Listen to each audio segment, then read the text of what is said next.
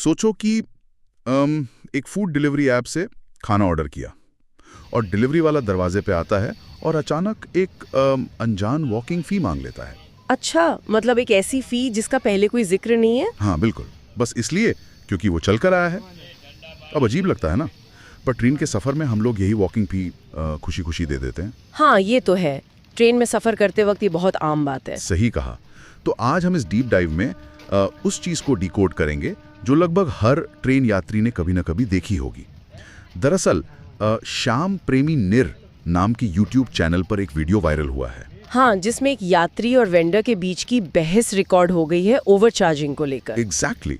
और उसने ध्यान इस मुद्दे पर खींचा कि आखिर ट्रेन के डिब्बों में आकर मार्केट के नियम काम करना बंद क्यों कर देते हैं। उस वीडियो में ना एक बड़ा दिलचस्प हिस्सा निकल कर आता है, जब यात्री वेंडर से पूछता है कि वो MRP से 2 या 3 रुपए एक्स्ट्रा क्यों ले रहा है, तो वेंडर उसे बड़ी सफाई से जस्टिफाई करता है। कैसे, मतलब क्या बहाना बनाता है? उसका तर्क है कि वो ट्रेन में चल कर, यानी उसके शब्दों में चक्कर मार मार कर सामान बेच रहा है। ओह अच्छा। हाँ, उसका मानना है कि उसे अपनी उस फिजिकल मेहनत का अलग से पैसा मिलना चाहिए।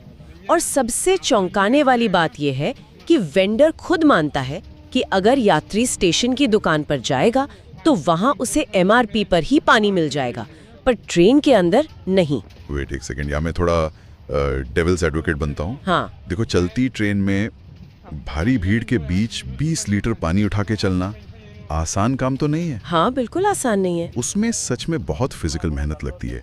तो अगर वेंडर अपनी इस मेहनत के लिए 2 रुपए का कन्वीनियंस फी मांग रहा है, तो इसमें गलत क्या है? मेहनत का पैसा तो बनता है ना।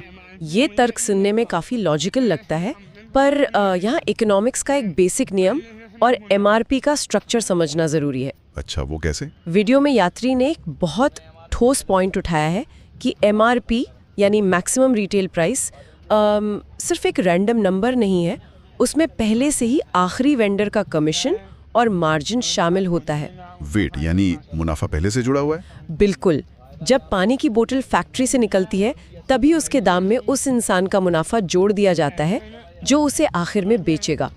तो जो वॉकिंग फी या मेहनत की बात हो रही है ना, वो उस प्रिंटेड प्राइस में पहले ही दी जा चुकी है। ओह वाह, यानी अगर वो बोतल MRP पर भी बेचेंगे तो उन्हें नुकसान नहीं बल्कि मुनाफा ही होगा। सही समझे। तो फिर एक सवाल उठता है कि वेंडर इतने आत्मविश्वास के साथ कस्टमर के मुंह पर नियम तोड़ने की हिम्मत कैसे जुटा पाते हैं? उन्हें कानून या किसी शिकायत का डर क्यों नहीं लगता?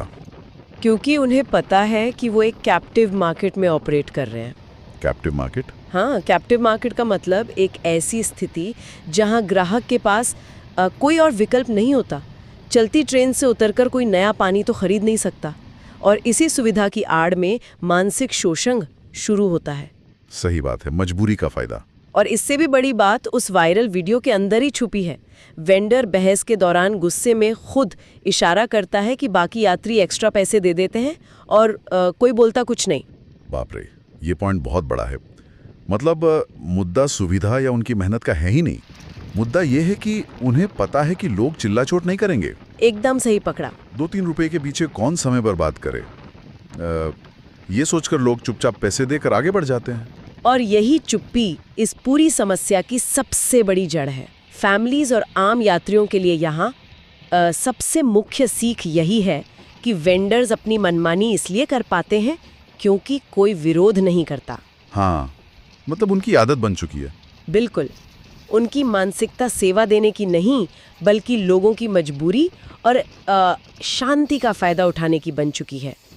पैसे बचाने और इस शोषण को रोकने का सबसे असरदार नियम यही है कि चुप्पी तोड़ी जाए और उन एक्स्ट्रा दाम पर सवाल उठाया जाए। जब तक सब चुप रहेंगे तब तक ये ओवरचार्जिंग चलती रहेगी। ये समझना बहुत ज़रूरी है कि ट्रेन का डिब्बा कोई प्रीमियम स्टोर नहीं है जहां नियम अचानक हवा हो जाते हैं। मार्केट के नियम ट्रेन के अंदर तभी लागू होंगे जब लोग उन्हें लागू करवाएंगे। बिल्कुल सही कहा। और ये पूरी चर्चा एक नए थोड़ा परेशान करने वाले सवाल पर ले आती है। एक पल के लिए सोचिए, अगर एक छपी हुई MRP वाली पानी की बोतल पर खुलेआम 2-3 रुपए का शोषण हो रहा है सिर्फ इसलिए क्योंकि लोग चुप हैं, तो सोचिए ट्रेन में मिलने वाले उस खुले खाने में यात्रियों को कितना लूटा जा रहा होगा जिस पर किसी तरह का कोई दाम ही नहीं लिखा होता।